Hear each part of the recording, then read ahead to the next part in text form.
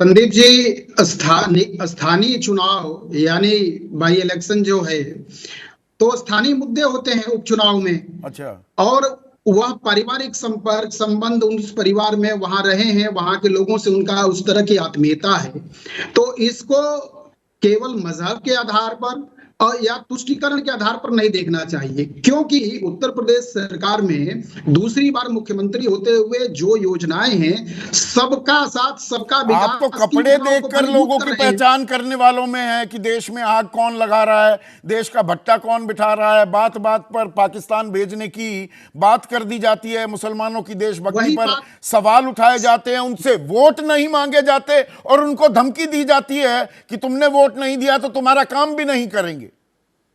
इनमें से एक भी बयान मेरी कल्पना हो तो बताइएगा। आपकी कल्पना नहीं है, लेकिन एक बात मैं साफ कर दूं, इस देश के इतिहास को आप देखेंगे, सच्चर कमेटी को देखेंगे, तो मुसलमानों को उस सच्चर कमेटी की रिपोर्ट कब आई थी? यूपीए पार्ट 2 में आया था। और मुसलमानों की दुर्दशा के लिए जिम्मेदार कौन रहा? लेकिन आज उसी मुसलमान समाज के लिए पूरे दुनिया में, विश्व में कहीं एक जगह मुसलमान पूरे मुल्क में कहीं एक विश्व की कोने में कहीं महफूज है तो सिर्फ और सिर्फ भारत में है। भारत मतलब हिंदू वोट बैंक भी बंटना नहीं चाहिए, थोड़ा मुसलमान वोट बैंक बांट भी लें, यही राजनीति कर रहे हैं। संदीप जी, सवाल के बाद तो सुन लीजिए, आप मुझे अवसर कम देते हैं। नहीं, मैं सबसे ज्यादा शुरुआत आपसे करें भैया, दिल ही नहीं भरता है पैनलिस्ट का, अब मैं क्या करूं उसमें। नहीं, लेकिन सुन लीजिए, मैं उतना समय नहीं मांग रहा हूं, लेकिन बात तो पूरी हो जाए। हाँ। आप देखिए पीडीए का मतलब क्या है? पीडीए का मतलब पिछड़ा, दलित और अल्पसंख्यक, यही वो कह रहे हैं ना। इसका मतलब क्या है कि कुछ अपने लोग और परिवार का विकास। उनका नारा है कि पीडीए मतलब कि जो पिछड़ा है, दलित और अल्पसंख्यक है, बाकी समाज कहां गया? बाकी कुछ नहीं है उनके पास। तो परिवार से निकल के थोड़ा सा आगे बढ़े हैं वो। क्यों? यदि पीडीए की इतनी चिंता है तो 2027 के लिए मुख्यमंत्री मुस्लिम मुफ्ती चेहरा होगा, कह दें अखिलेश यादव। क्यों नहीं कह रहे हैं? ये कहने की साहस नहीं है, लेकिन भारतीय जनता पार्टी ने, अच्छा, आप में साहस है।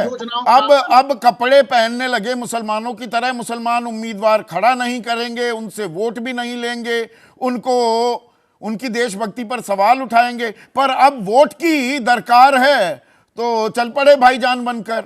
आप भी तो वही काम कर रहे हैं। नहीं, भारतीय जनता पार्टी इस देश में सर्वाधिक लाभान्वित करने वाले, शासन करने वाले, जहां बीजेपी के राज में है और केंद्र की सरकार है, सबसे ज्यादा लाभान्वित होने वाले में लोगों में कौन है? तो वह अल्पसंख्यक समाज है, वह वंचित समाज है, जो पिछड़ा है, दलित है और किसी भी कारण से समाज की मुख्य धारा में नहीं आया है। लेकिन इनके नारे क्या है? परिवार का विकास करो और मुसलमानों के घरों को चिन्हित करके आप बुलडोजर चलाते हो। वक्फ बोर्ड में अब उस बिल में संशोधन लाने की बात हो रही है कि गैर मुस्लिम भी वक्फ बोर्ड के हिस्सा होने चाहिए, पर हिंदू धार्मिक स्थलों पर हिंदू बोर्ड्स में सिर्फ हिंदू ही हों। ये सारे काम हो रहे हैं ना। जो संविधान के से छेड़छाड़ करेगा, जो शासन प्रशासन से छेड़छाड़ करेगा, जो अपराध करेगा, वो अपराधी बख्शा नहीं जाएगा। अनुच्छेद 26 में अपने धार्मिक स्थलों को अपने हिसाब से चलाने का हक दिया है संविधान ने, आईन ने, हर धर्म को। चल रहा है संविधान का रूप, सारी चीजें चल रही है। एक उदाहरण बता दीजिए आप जो संविधान। अच्छा, बुलडोजर संविधान के हिसाब से चल रहा है। 25 घर हैं, 2 घरों पर बुलडोजर चल जाएगा चिन्हित होकर। आप ये होगा जो अपराध करेगा वो या तो जेल में रहेगा या उसको नस्तानाबूद करने का ये सरकार का दायित्व, जिम्मेदारी है। लड़कियों महिलाओं से छेड़छाड़ करेगा। जंगल राज था यहाँ, 6 बजे के बाद लाइट नहीं चलती थी, कोई घर से बाहर नहीं निकलता था। आप देखिए कैसे तुष्टिकरण है। तो मतलब भाईचारा होना चाहिए।